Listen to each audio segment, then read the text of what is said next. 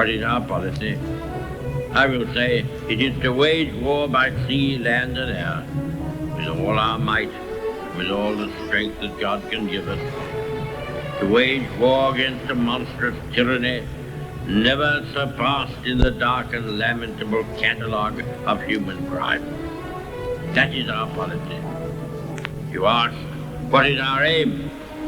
I can answer in one word: victory. Victory at all costs. Victory in spite of all terror. Victory however long and hard the road may be. For without victory there is no survival.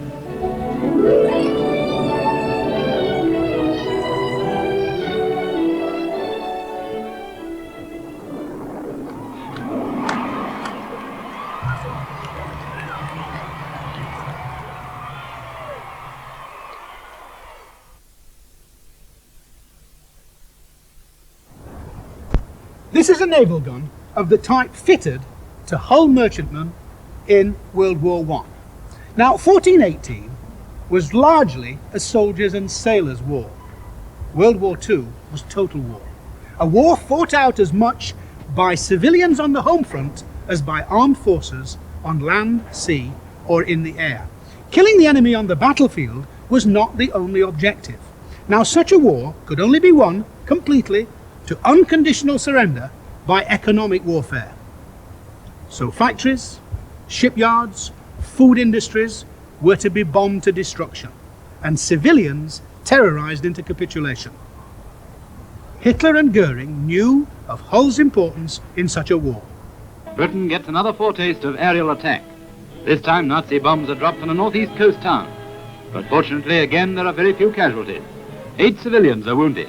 The first bomb casualties in England. There's quite a big crater, hundreds of broken windows and a good deal of damage. One little girl slept right through the raid and woke up afterwards to find her bed littered with pieces of a bomb. Here she is. Soon British fighters roared up to meet the raiders and the Germans bolted. They always do. The Luftwaffe carried the war to Hull, and Hull fought back. The biggest merchant fleet in the world, the Hull-based Ellerman and Wilson line, threw all its resources into transporting war material. As in 1914-18, many of the company's ships were hastily fitted with defensive armament.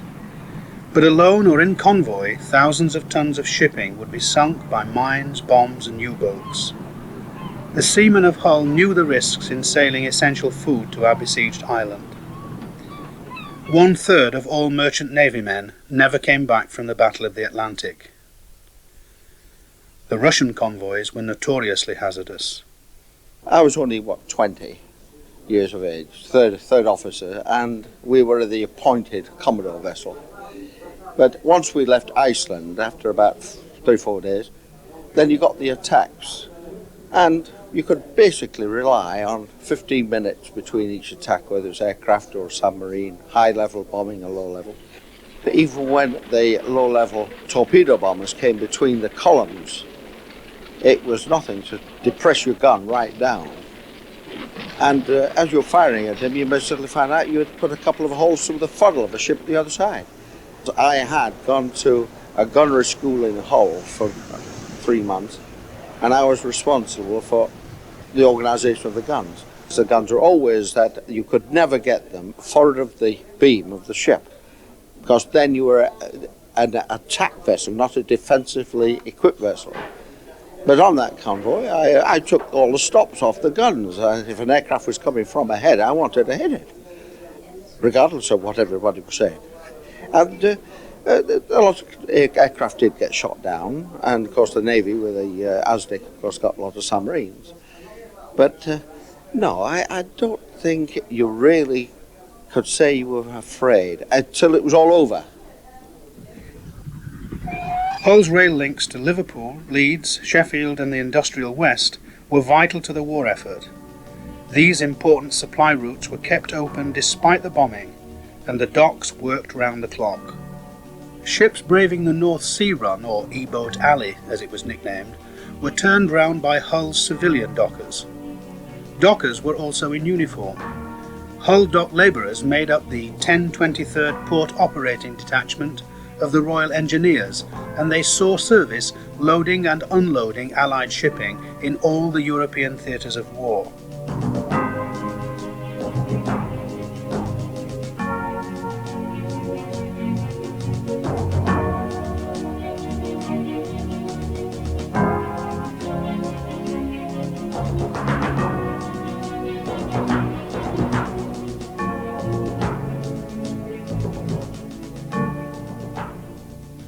All Hull's industrial contribution to the war effort was important.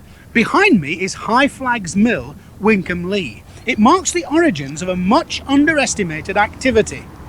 The seed crushing industry for the production of vegetable oils in the making of cattle cake for the feeding of farm animals, especially in the winter.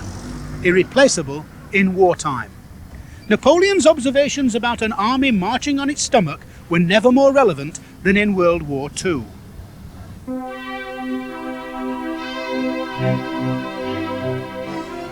In the fields of Holderness, the Women's Land Army proved they could feed the nation as men had done in peacetime. At home there was food rationing, but men and women at the front must not go short. The women of Hull and the women of Britain took on new roles for war.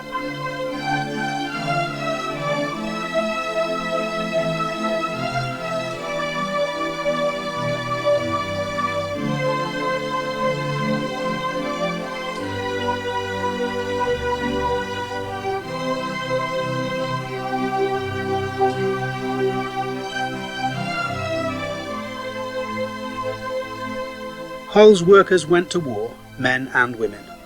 Dunstans turned out tugs by the score. The leather tanners processed skins for flying helmets, jackets and other equipment. Priestmans made parts for tanks, but equally important was their new drag for draining fields to produce more food. Despite the destruction of its riverside mills by the Luftwaffe, ranks refined flour for Britain's bakers. Casualties of the Blitz on Hull and other cities had their broken limbs set with gypsona plaster produced by Smith & Nephew.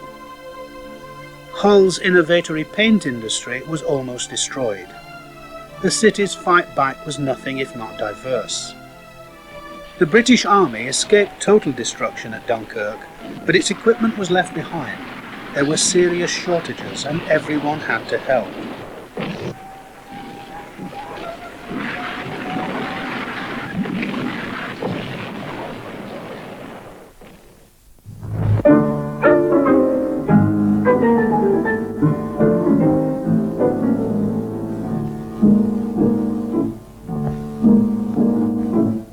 Hi, brother. That's sabotage. Look what you've done. You can say goodbye to that pair. And that's the end of a good jacket, too. Now let's start again. Give it a good brush. Hang it up. Rub it in well. That's better. Here's another one. Look at her ripping that stocking to pieces. Do it again. You heard me. Do it again.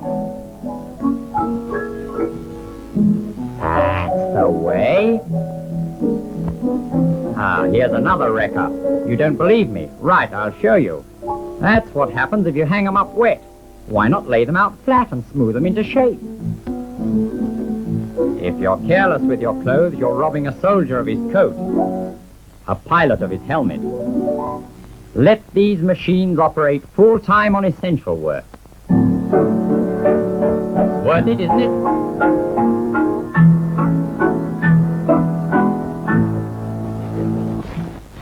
Everybody had to be persuaded to pull together. So the iron railings around homes and the city's parks, like here at Pearson Park, were cut down. This stump and lead socket is all that's left. It was Beaverbrook's idea to take these products of a classical age, justifying this act of vandalism by propagandizing that it would make everyone feel involved in the production of scrap metal for the war effort. Iron was the last thing we were short of. However, the railings were cut down, collected, and then discarded or dumped into the sea. What was in very short supply, however, was the specialised and high-quality steel necessary for modern armaments. The ball bearing run across the North Sea to Sweden was uniquely a Hull operation. 6 special craft, lightly armed but with powerful diesel engines and a shallow draft for safety in minefields, raced each trip 40 tons of invaluable ball bearings, machine tools and high carbon steel back to Hull from Scandinavia under the very noses of the Germans, who were jealously watching the narrow waters of the Skagerrak. It was a high-risk but vital operation. Sailing only at night and only in winter, the volunteer crews, among them Captain D. Stokes, OBE, a Trinity houseman from Beverley, faced exceptional strain and hardship. Captain Stokes remembers the message delivered by Lord Leather, the Minister of War Transport, on the eve of the first voyage from Hull. It read, "You are about to embark on an enterprise which will bring lasting honour to the red ensign under which you sail." There were other volunteers. The Admiralty needs a large number of fishermen, especially enginemen and stokers, to form the crews of additional mine-sweeping and anti-submarine vessels. The age limits are 18 and 45, and volunteers should, if possible, have had not less than 1 year's experience in deep-sea fishing vessels, but men with a satisfactory general experience may also be accepted. Application should be made to the nearest registrar, Royal Naval Reserve, who will be found at the Mercantile Marine Office or Customs House.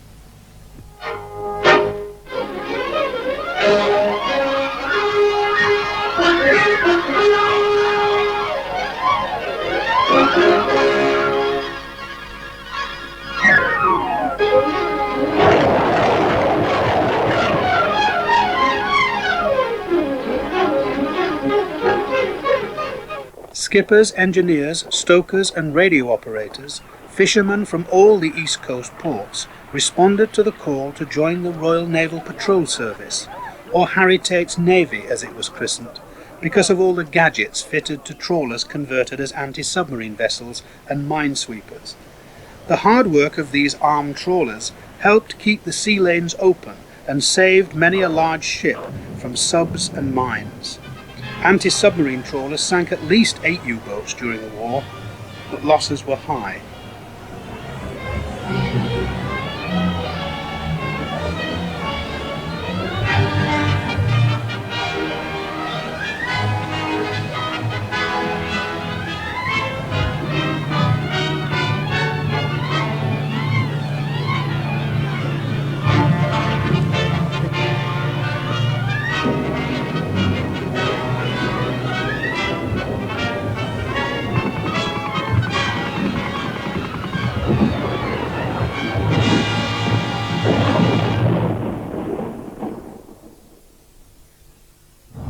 Hull men founded the Humber branch of the Royal Naval Volunteer Reserve. One of them was Tom Boyd, a trawler owner.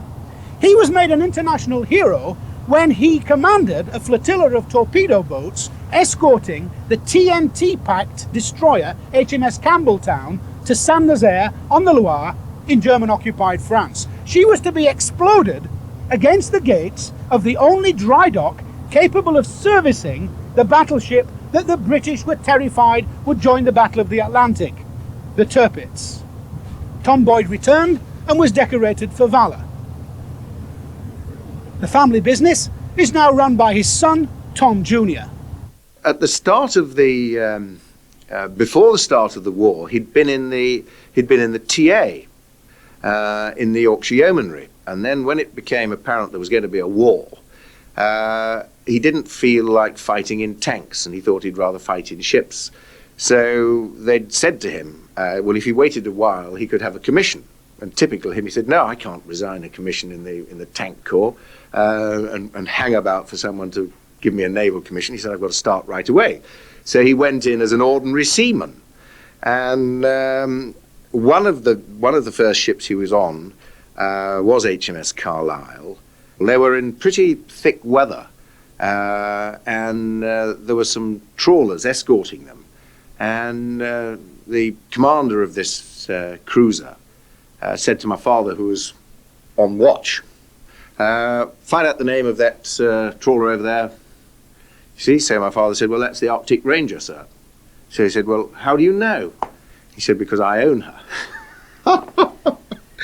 And they came into port, and at some stage, and there were 2 or 3 escorting trawlers there, and the commanding officer sent for my father, and he said, I presume, Boyd, you'd like to inspect your ship? And there was my father in his ordinary seaman's uniform, and he said, well, it would be very nice, sir. I would be very delighted to go aboard and see them all. And the CO said, well, off you go then, take the launch. So, I mean, it was just, you know, he did enjoy it. And he was, again, as I said earlier, he's so proud of the Hull men and the Hull connections. On the matter of Saint-Nazaire, which you were asking about, the first thing he said about it was that he was, of course, extremely lucky to survive. And then after that, when asked about the gong he'd received, he said, well, there were so few people left, you know, that they just pinned the gongs on the survivors, which I thought was a rather nice touch and was just typical him. Accidents in war are inevitable, but the 50 Hull reservists, among the 329 crew of HMS Curaçao, could not have anticipated their fate. While on escort duty in the Atlantic in October 1942, the Curaçao was sliced in half by the troop ship Queen Mary, carrying 10,000 American GIs. One of only 101 survivors, Harry Bell watched in horror from the water as the one-time ocean liner continued on her way, zigzagging to confuse enemy submarines. Her captain had orders not to stop. On this particular day, for some reason or other, I had my life jacket on. Because normally I just blew them up and sat on them in the HACP. Because it wasn't a very high compartment. And it wasn't very comfortable stood there all day, especially if it was bad weather. But I had it on that day. And it came up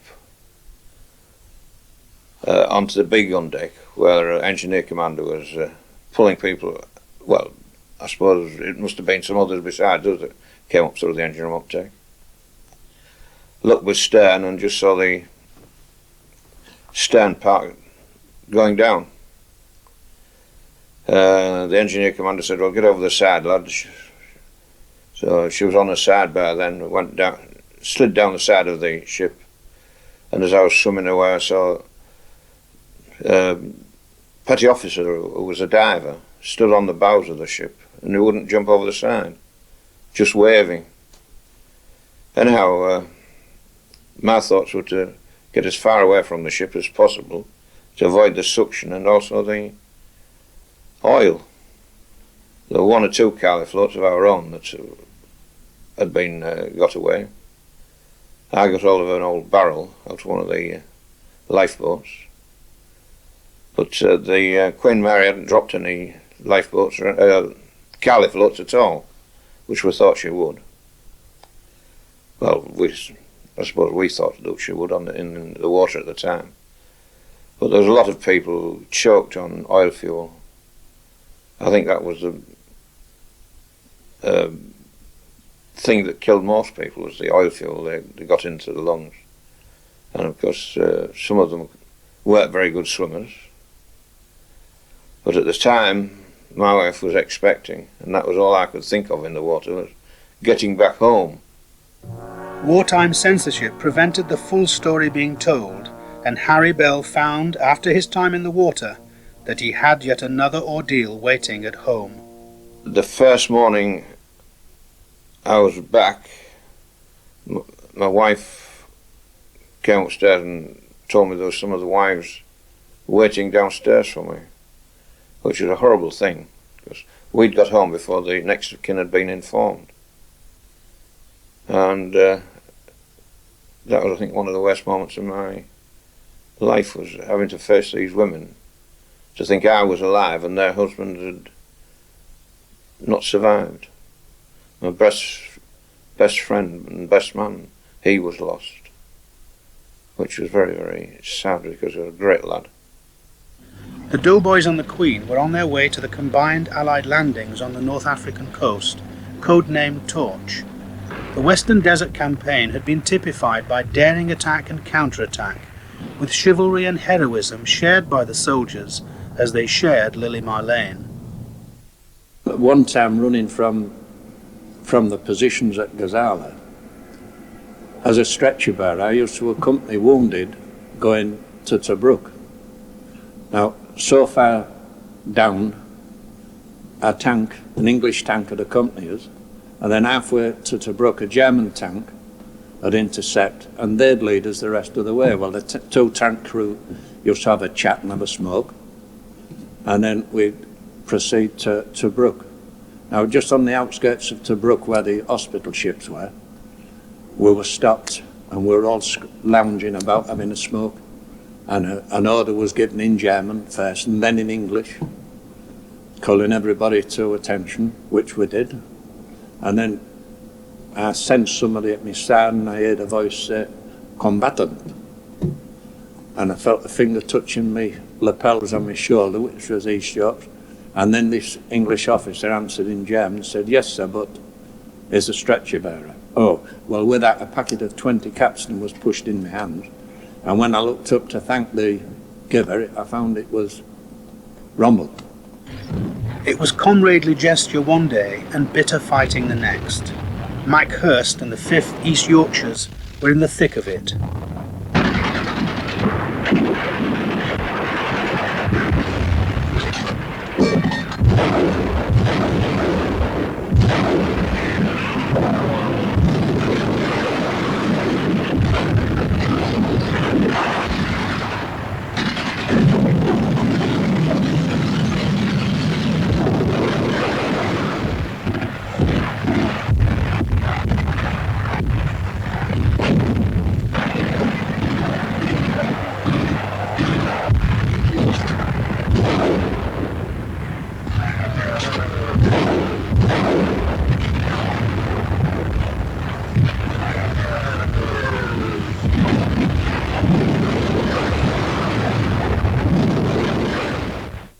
We advanced and went through. We cleared the positions, and there was a wheel band, Len wheel band.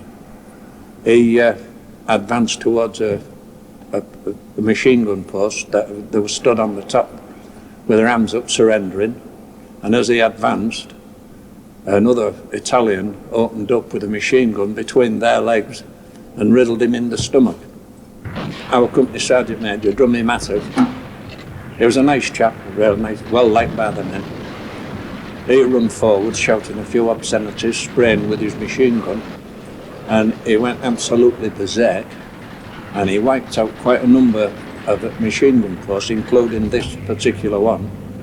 Len Wheelband, he was still alive, but only just, and we took turns into nursing him, and Tommy Brown, a lad from Cottingham, had him on his, when he said, "Tell me, ma'am, I love her." And with that, he died. At El Alamein, Rommel's Africa Corps finally met its match. The news of Montgomery's 8th Army victory and the success of Operation Torch was broadcast to the nation by a jubilant but still cautious Prime Minister. Rommel's army has been defeated. It has been routed.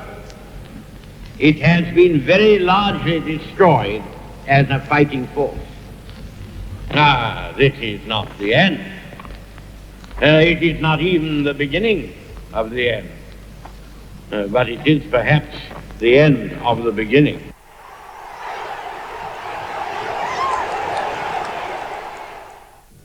Back home, the merciless bombing of cities such as Hull, Sheffield, Liverpool and London was to be avenged.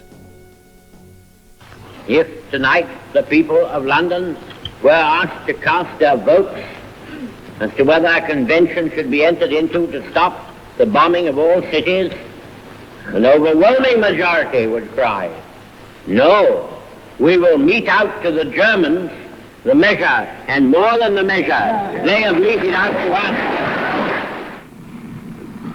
The flatlands of East Yorkshire and Lincolnshire were patched at that time with the airfields of Bomber Command. North of the River Humber, at once peaceful villages and towns such as Leconfield, Driffield, Lisset and Holme on Spalding Moor, it was the Halifax bomber that carried the fight to the people of Germany. They were dangerous days. There was no armour plate for the flyboys of the RAF. Only 1/8 of an inch of aluminium separated them from the high explosive anti-aircraft and fighter shells fired at them by a well-armed enemy. Casualties were murderously high. 850 killed from just one of the bases, Lisset, near Bridlington.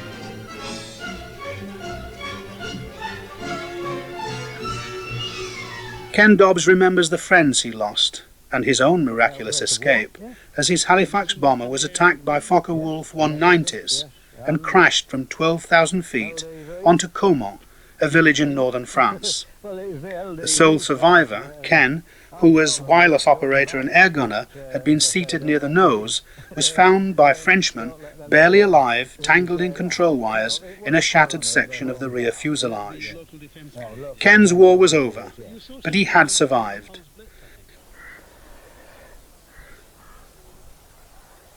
So this is the plaque to RAF Lisset in the churchyard of St James of Compostela at Lisset.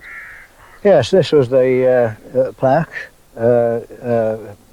dedicated to the squadron that flew from here and put here, I believe, by the villagers of Lisset. And there's a representation of a Halifax on it. Yes, this is a facsimile of the Halifax that flew from here. Yes, in fact, the one I flew in, that is part of it. That's some parts of the Halifax which were picked up at a site in Caumont, and they'd lain untouched for, I believe then, 44 years. These are parts of the aircraft you crashed in? Yes, yes, yes. Well, how did you get these? I got them through the post. Well, that's a fairly unique experience. Yeah, so I thought about ringing. I thought of contacting the Air Ministry and saying this is all I've got left. But no, an enthusiast, a World War II aviation enthusiast, digging into the past history of the RAF and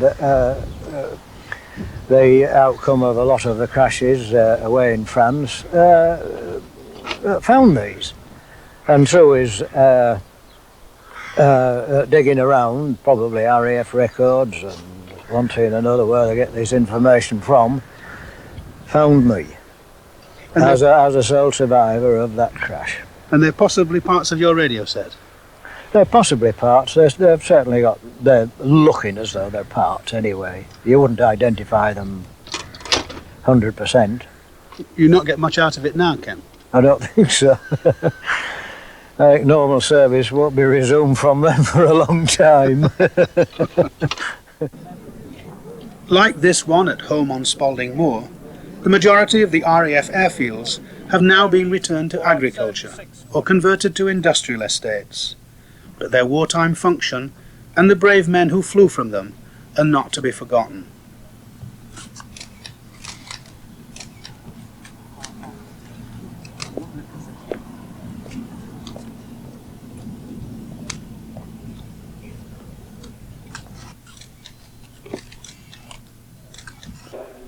At the Yorkshire Air Museum at Elvington, near York, a Halifax bomber is being restored. For the volunteer technicians and engineers who flew in aircraft like her, it's a labour of love. But several of them have memories they would rather forget.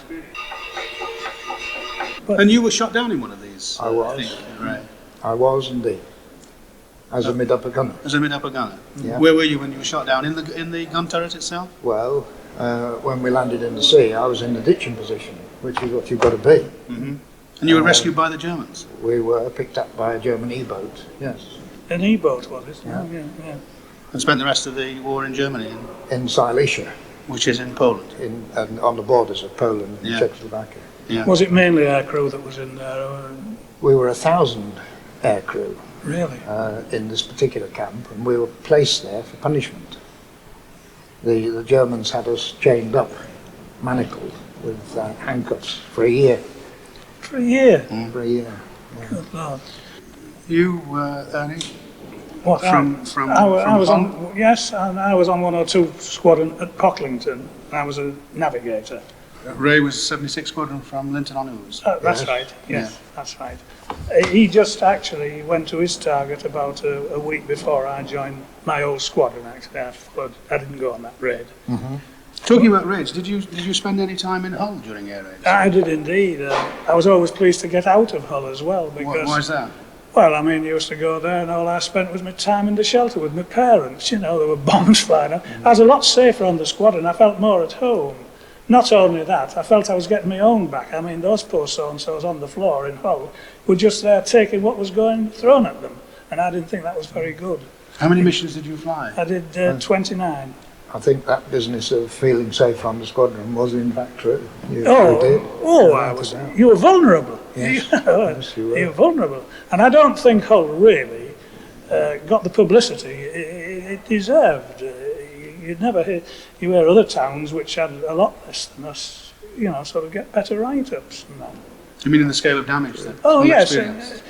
You see, Hull always had air raid warnings, whether it was bombed or not, because they were coming over and the sirens went, they were maybe going to Leeds or somewhere like that. And they had to stay in the shelters till they went back again. So the strain of being awake all night and so on? Completely so. It spoilt my love life. Despite his feelings about the relative dangers of service in Bomber Command and home life back in Blitz Hull, Ernie Fenton is nevertheless philosophical about his good fortune. Now, you used to be in your bed at night and a newcomer would come in and ask you all about what it was like because he was wet behind the ears, just started, you know. And this used to go on and he used to go missing and you'd done about 6 or 7 ops, you see, and a newcomer would come in. And this used to go on and you were there, and when you were getting up in your 20s and your 25s and you had about 5 in that bed there, I mean, you were really biting your fingers off sort of thing. And that was the only thing that got me. The damage done to German cities by Bomber Command was immense. Churchill's promise of retribution for the raids on Hull and other British cities was not an idle threat. Ex-Luftwaffe armourer Ted Winkler, now living in Hedden, remembers returning to his hometown of Hamburg in search of his parents. Well, it was, I mean, you couldn't imagine it. The place was still burning when I got there, and that was about 7 or 8 days later, you know, in June, after June 43. And there were still the bodies on the road, you know, and they had asphyxiated, you know, due to the firestorm. I mean, they were just there on the roads, you know, with some of them had frizzled away and the bones were sticking out there, you know, everything. They were a horrible mess. In 1942, the sympathetic people of Hull gave what money they could to buy 2 ambulances for our Russian allies besieged by the Nazis in Moscow. The ambulances, presented by Mrs. Churchill, were accepted by the Soviet ambassador's wife, Madame Maysky. The ambulances were sent by convoy via the Baltic. They got through, and a year later the people of Moscow sent a letter of thanks. German U-boats and aircraft systematically attacked the Russian convoys, often with great success.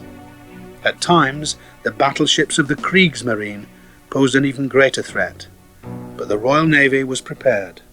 We was patrolling on the Greenland side through all the ice floors and the icebergs and the growlers and the pack ice, and of course we was covered by the mist on the land side, so the Bismarck going through in the clear waters didn't spot us snaking along on the ice fields, you see. It's the first time this had ever happened.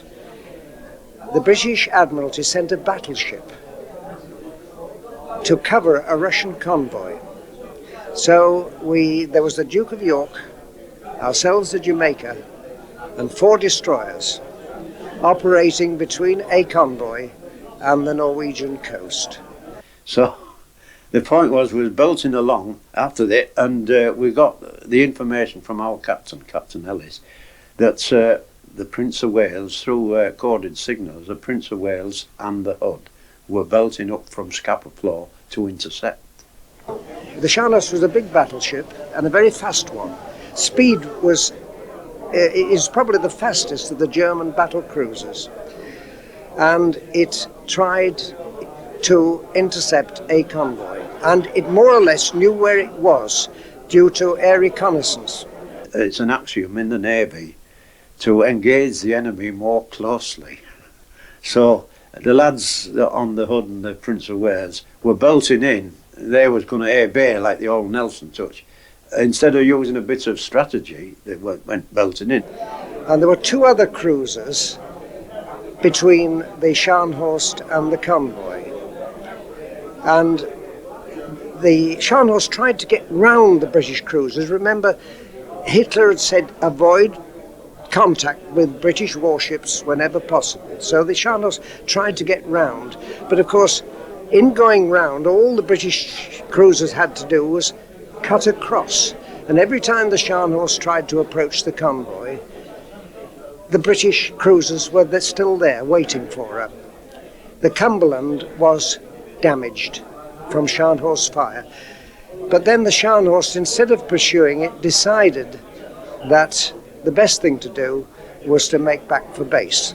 All we saw in the Suffolk were on the horizon was the flashes from the guns when they opened up. And there was suddenly an almighty flash and a big pall of smoke going right up into the clouds. And of course our captain came over on the air and said, "I'm very sorry to inform you that we've just lost the Hood."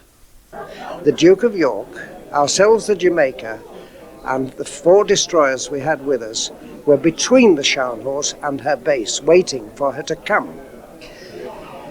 Well, the Scharnhorst got a shock when the Duke of York opened fire.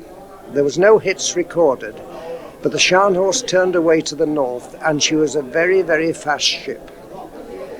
And it looked on the face of it that she would get back to base. The Bismarck, she suddenly realised that there was still a shadowing ship there.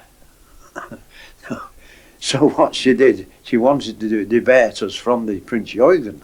So what she did a big semicircle, and she appeared on our starboard quarter, 6 miles range. Well, I mean, a big ship like 6 miles is not alongside you practically, like. So, her first salvos landed dead in our wake. She'd underestimated our speed. So right away, our captain ordered, make smoke. The only things faster than the Scharnhorst were the destroyers, and 2 attacked from the starboard side and 2 attacked from the port. But the port side destroyers got there first. So the concentrated fire was on the 2 destroyers on the port side of the Scharnhorst. And the Scharnhorst turned away to starboard, but the other 2 destroyers were waiting for that turn and fired their torpedoes and hit the Scharnhorst and slowed her down. This means that the Duke of York could close now, and the Scharnhorst was repeatedly hit. Now, I'm sorry to bring in history again, but there was one signal which we took while on the Jamaica, which we picked up, and it said something like this: "I'm disabled, I'm stopped, I'm up against a superior force, we'll fight to the last gun, Heil Hitler." And of course, we sent a signal, lost contact on the Zelta Bay. The Admiralty was going frantic. They were sending out search aircraft. And this is what, next day, the Catalina picked her up. She was bolting for Brest. They know about her course. In that time, there'd been, the old torpedo bombers had a go at her. And there'd been reported she was losing oil. And this is when the ships from the Gibraltar, it was all coming in from all angles to meet her, like. As soon as that Catalina spotted her, that was it. She'd had it. The Scharnhorst was leaning over is not a naval term, but she was tilted on one side, and her firing was very wild. It had no hope of hitting us, but she kept on firing to the last gun. We got a signal while she was in this state to go in and finish her off with torpedoes. We fired 6 torpedoes, 1 misfired. I think of the remaining 5, 3 or 4 hit the target. That was the end of the Scharnhorst. Out of 2,000, roughly, crew, only about 32 survived, and the highest ranking survivor was a petty officer. This is Dalton Hall, near Beverley, the home of Lord and Lady Hotham. It was here that General Leclerc, one of de Gaulle's comrades in arms, planned the contribution made to the invasion of Europe by the 2nd Free French Armoured Division, which was billeted in the East Riding. He left from here in July 1944 at the head of that division to embark for Normandy, the opening of the Second Front, and the liberation of France. A liberation made more urgent by the introduction of new German terror weapons. Basil Reckitt, pre-war a director of the famous Hull Company, but in wartime uniform, commander of an anti-aircraft battery, remembers his first encounter with the V1, one of thousands fired on Britain. Well, it was just like a small training plane which you often see flying about. Think it was painted black, and it made a lot of noise as it came over, a sort of a buzz. That is why they were called buzz bombs.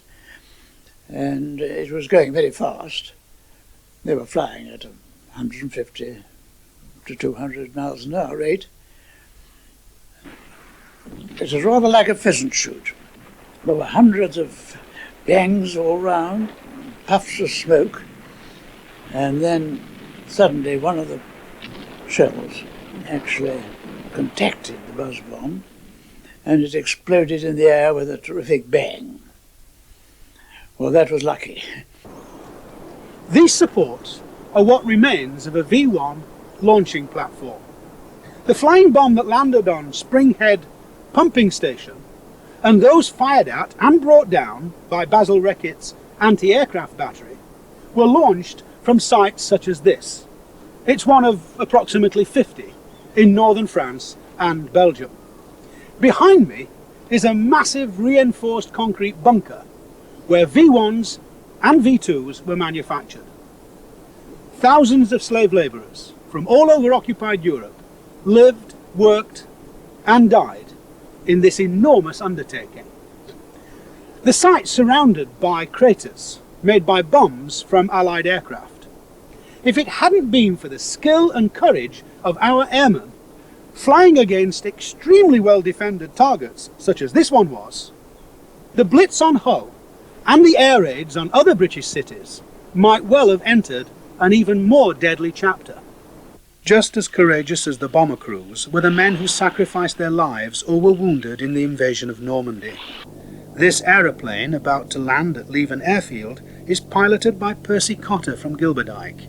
In 1944, he was a commando, crossing the beaches on D-Day.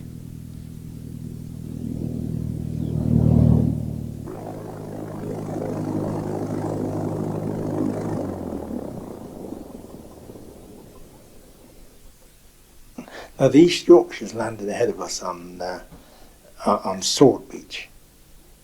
We said those poor devils are turning the mines in so we can get there. You know, someone had to land first, I expect. But our job, the commando job, was to go inland, and I think the idea was to try and restrict casualties on the beach if possible, therefore secure the beach. And the East Yorkshires, that was their job. They had to put a perimeter around the beach.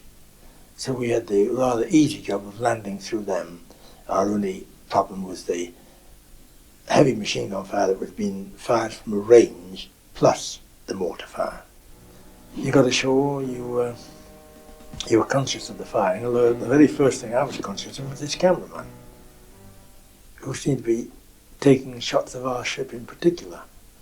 And I had to go past him to get to where we were. We were meeting at we had to get together at what was the remnants of an old black chateau. So I was making my way in that general direction when this mortar bomb, I presume it was, dropped behind the cameraman. I got a lump of shrapnel in my, because I was nearly up to him by that time, in my buttock. But I mean, as I said to you earlier on, the buttock is a meaty part, it can take it with no trouble. But that poor devil didn't. Every soldier wonders if he'll find the courage to do his duty in combat. On D-Day +4, Percy Cotter and 9 of his comrades faced the ultimate test. when eventually I could see, but when the shots first came I couldn't see anything at all. But as soon as I could see men in front of me about 80 yards away. But I also spotted two men. Don't forget I was the right-hand man, so I automatically looked to the right. And I saw two men over what appeared to be a light machine gun. So I thought, well, they're my boys. So I turned towards them. And I expect, when I'd gone about 10, maybe 12 paces, I thought it would be nice to hear the chatter of my own gun, because all this shrieking stuff around it, when it comes close, it shrieks. And I thought it would be nice just to hear the chatter of my own Tommy gun. Not that I realised then, of course, that at that distance I wouldn't do any damage. But at least it would give me a bit of burst up my own feelings about things. So I just lifted the nose up and aimed at these two guys and gave a little squirt on the trigger, a little press, as I say in the army. You don't squeeze the trigger, you don't pull your finger, you just squeeze your finger on the trigger. I just gave a little pressure on the trigger.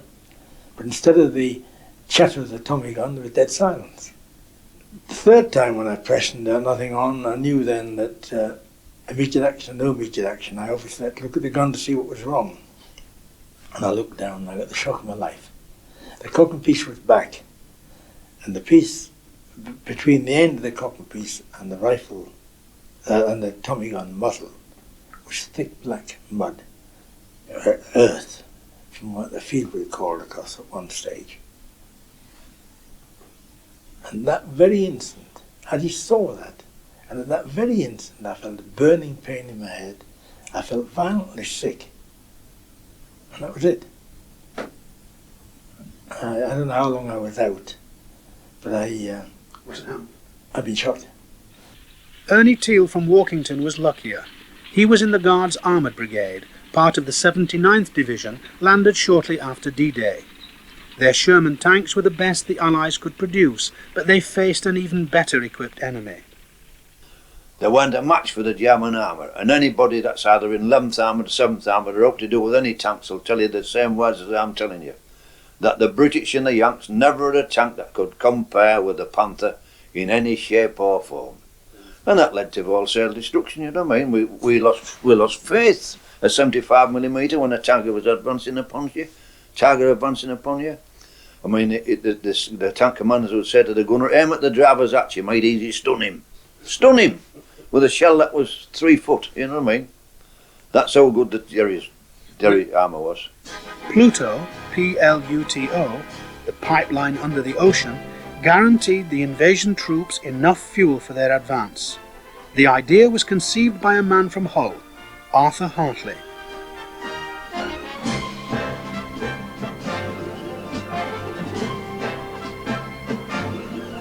After fierce resistance in Normandy, the invasion forces pushed forward. A few weeks after he had enjoyed tea on the terrace of Dalton Hall, General Leclerc and the Free French 2nd Armoured Division were mobbed as they drove triumphantly into Paris to accept the surrender of the German garrison commander, von Cholitz, and the city didn't burn as Hitler had threatened. Ernie Teal and his comrades advanced to the banks of the Rhine. We was at this side of the Rhine and the barrage started and it lasted for 48 hours and it never stopped. The whole ground moved like that, shook, you know. We used to sleep under our tanks for safety, you know. We moved from underneath them, you know. It was bloody dangerous. It was just as though a giant had put a great spoon in the earth and stirred it. And it went on for 48 hours. Bloody deafening. I still say some of us will be suffering with busted eardrums, and the artillerymen must have been, because they never stopped. There was mountains and mountains of shells. Then it stopped. Then between 2,000 to 3,000 bombers and fighter aircraft attacked the underside of the Rhine, you know, east bank, you know, and we thought there'd be nought there. By hell, when the 15th Scottish and 51st Ireland and the other infantrymen assaulted it, they knew that Jerry's was there all right. They'd missed them, you know, the front of them. That's what. But anyway, Montgomery got his bridges across, and we crossed over. And once we'd got our, it was foot down and keep going. You know what I mean? And we kept going without our infantry. And the Jerrys that were going among the home guards then, you know, Volkstamers, like, and that was easy meat for us, like. Facing the British onslaught was Ted Winkler. By now a paratrooper in a forlorn rearguard action, he was stripped of his sophisticated submachine gun, given a French World War I rifle, and pushed to the front like a sacrificial lamb. They had a row of infantry, a tank, row of infantry, close together. You couldn't possibly miss if you fired. But stuck up behind that, again a row of tanks and infantry, and beside that another row of infantry and tanks, 3 deep. Are these Americans or British? No, British. Scottish actually. They had black and white, red and white squares officers on their caps. But anyhow, they all dived into the cellars. We normally had to sort of run away if we could, but this was too much. We dived into the cellar, and just before they came to us, I got out of the cellar and put my hands up and surrendered. You had no difficulty about that, they didn't? Well, I had, I don't know, I better not say it, but the first words I had were rather rude. Shall I kill the effing bastard? For Ted Winkler, the war was over, but for Ernie Teal, the worst was yet to come.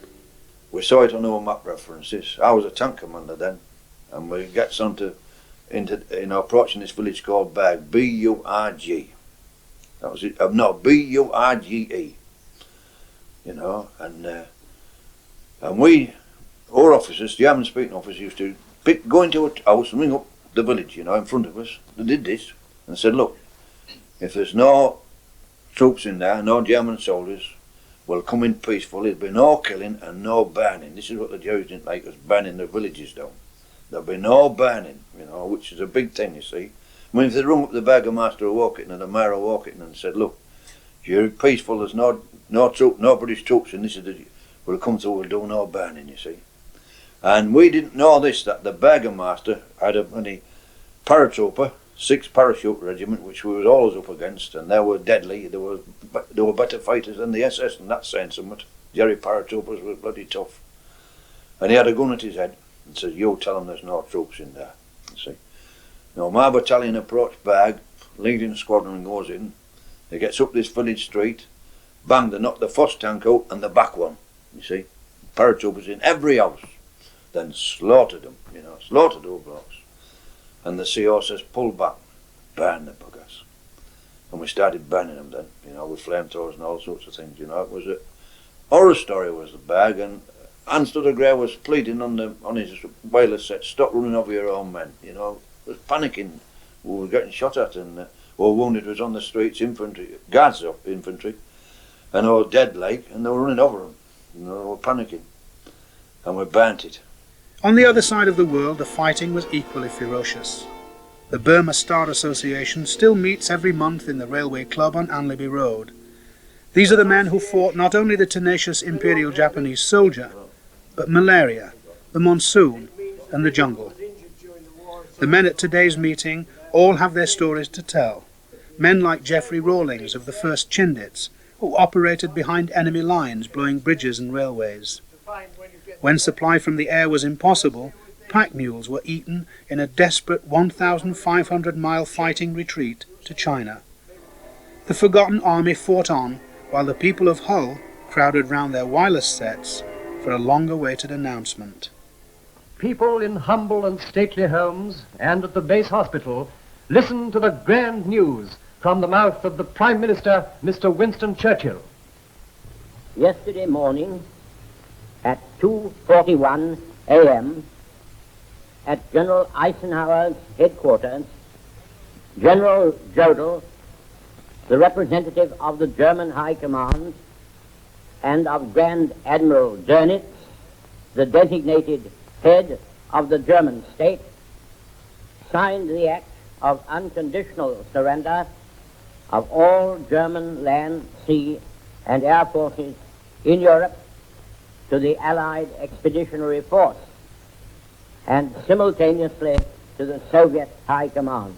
Mr. Churchill ended by saying, we must now devote all our strength and resources to the completion of our task, both at home and abroad. Advance, Britannia! Long live the cause of freedom. God save the King. 90 minutes later, the chairman of the Victory Celebrations Committee introduces to a vast assembly in the heart of the city the Lord Mayor and Sheriff, wearing their regalia and accompanied by their beadles, carrying their insignia of office as befits such an important occasion.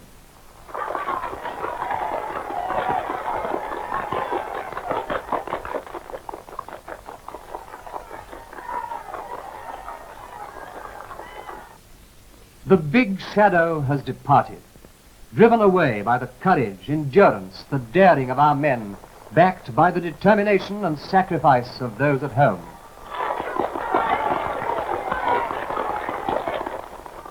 Dance and be happy is the message given. So they dance. In the Queen's Gardens, not long since an out-of-date dock, but now a glorious open space, a lung in the heart of the city. They dance in the Victoria Square, in the parks, in any place where they can give expression to their joy.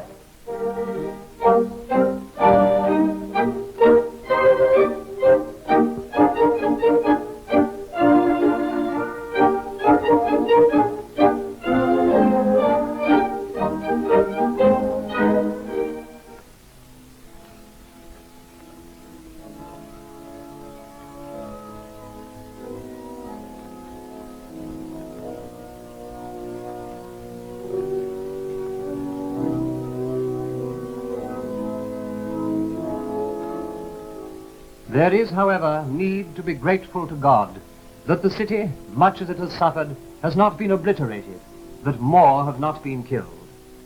So, of one accord, people flock to Holy Trinity Church, where the Archbishop of York comes in person to speak to them.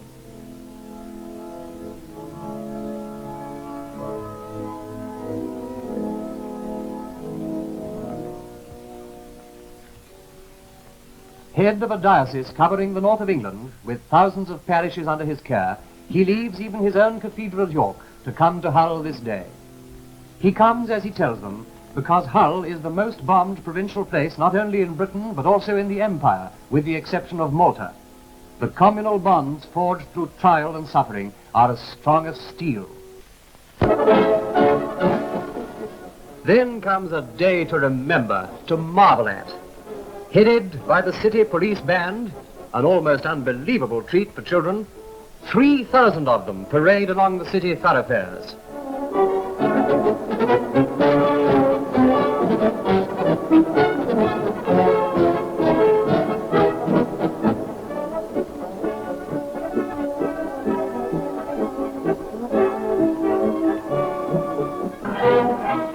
And so to the Saturday, the half-holiday. Crowds line the street to see and cheer the procession of the services, which is marshalled in the vicinity of the Guild Hall.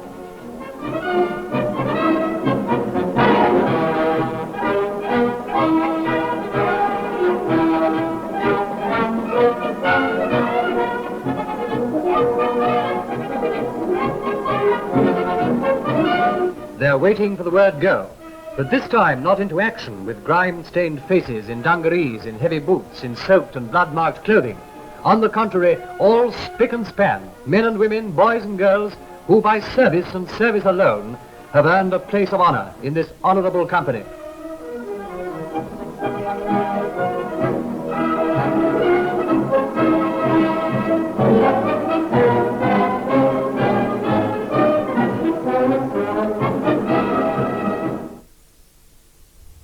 The people of Hull served their country in the Army, the Navy, the Air Force, and on the home front.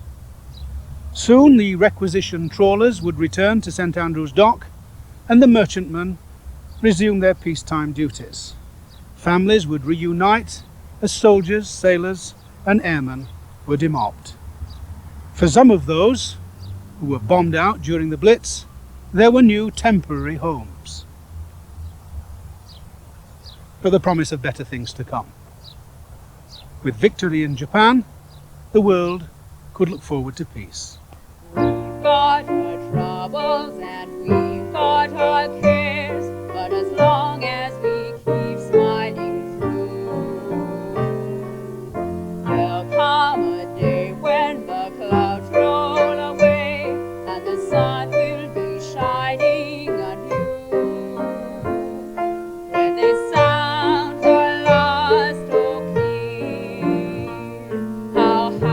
happy my darling will be. When they turn up the lights and the dark lonely nights are only a memory, nevermore we'll be apart, always